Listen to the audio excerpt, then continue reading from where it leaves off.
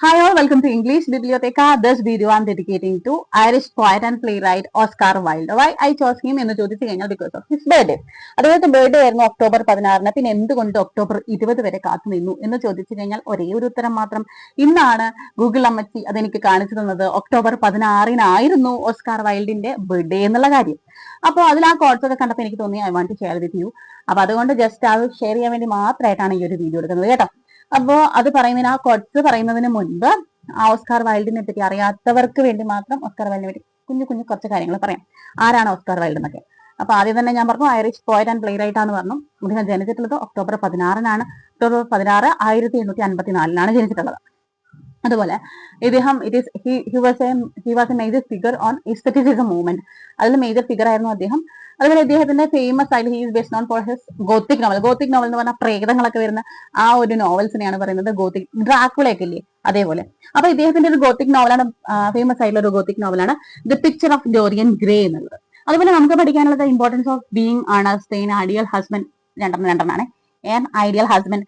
ഇതെല്ലാം എന്താണ് ഇദ്ദേഹത്തിന്റെ വർക്ക്സ് ആണ്. അപ്പൊ നമുക്ക് അദ്ദേഹത്തിന്റെ കോട്സിലേക്ക് പോവാം. First one, always forgive your enemies, nothing annoys them so much. എപ്പോഴും നമ്മളോട് ദുഷ്ടത്തരം ചെയ്യുന്ന ആൾക്കാരോട് നമ്മൾ എന്ത് ചെയ്യുക, ക്ഷമിച്ചുകൊണ്ടിരിക്കുക. കാരണം മറ്റൊന്നുമല്ല, നമുക്ക് ഇന്നർ പീസിന് വേണ്ടി, നമുക്കൊരു മനസ്സമാധാനം, രാത്രി കിടന്നുറങ്ങാനുള്ള സമാധാനത്തിന് വേണ്ടി മാത്രമല്ല, നമ്മൾ ആ ക്ഷമിച്ചുകൊണ്ടിരിക്കുമ്പോൾ അതിനേക്കാൾ ഉപരി അവരെ അനോയ് ചെയ്യാൻ വേറെ ഒന്നുമില്ല.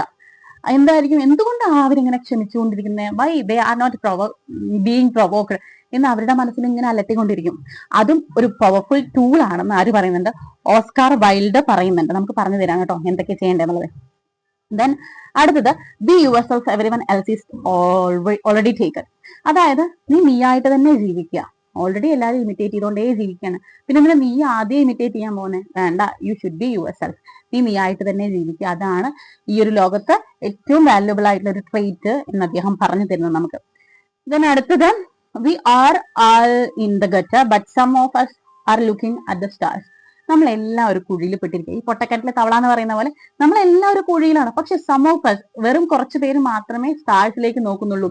അവർക്ക് മാത്രമേ എന്തുള്ളൂ, ഒരു ഡെസ്റ്റിനേഷൻ, എന്തൊക്കെയോ ഒരു എയിം ഉള്ളൂ, എന്തൊക്കെയോ നേടണം എന്നുള്ള ചിന്തയുള്ളൂ. അവർ മാത്രമേ എങ്ങോട്ട് നോക്കുന്നുള്ളൂ, ആകാശത്തോട്ട് നോക്കുന്നുള്ളൂ. അല്ലാത്തവർ എന്താ ചെയ്യുന്നത്, they are looking around them.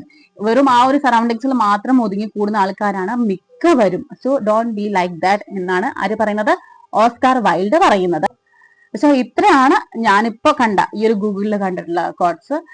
എനിക്ക് തോന്നുന്നു നല്ല കോട്സ് ആണ്. We have to follow all these things. ഇത് മാത്രമല്ല, ഒരു 3 കൂടെ ഉണ്ട്, പക്ഷെ ഇത് കാണാൻ പറ്റുന്നില്ല, ആഡൊക്കെ വന്ന് നിറഞ്ഞിട്ട്. എനിക്കറിയില്ല അതെങ്ങനെ കാണുന്നതെന്ന്. So bye, take care.